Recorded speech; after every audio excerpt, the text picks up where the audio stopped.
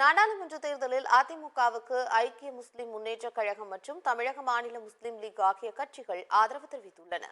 சென்னையில் எடப்பாடி பழனிசாமி இல்லத்தில் அதிமுக பேச்சுவார்த்தை குழுவினருடன் நடத்திய பேச்சுவார்த்தைக்கு பின்னர் செய்தியாளர்களை சந்தித்த அந்த கட்சியின் நிர்வாகிகள் இதனை தெரிவித்துள்ளனர். அனைத்து இந்திய அண்ணா திராவிட முன்னேற்ற கழகத்து நிர்வாகிகளை பாராட்டி அவர்களை வாழ்த்தி அவர்களுக்கு உறுதுணையாக வருகிற நாடாளுமன்ற தேர்தலில் ஐக்கிய முஸ்லிம் முன்னேற்ற கழகம் அனைத்து இந்திய அதிமுக கூட்டணியை ஆதரிப்பது என்கிற முடிவை அவர்களுக்கு அறிவித்துவிட்டு வந்திருக்கிறோம்.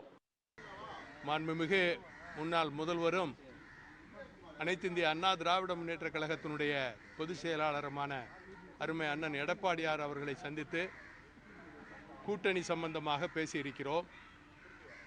முடிவு செய்யப்படும் என்று சொல்லியிருக்கிறார்கள். நாங்கள் எந்த தொகுதியிலே போட்டியிடலாம் என்ன என்பதெல்லாம் பேசிக் கொண்டிருக்கிறோம்.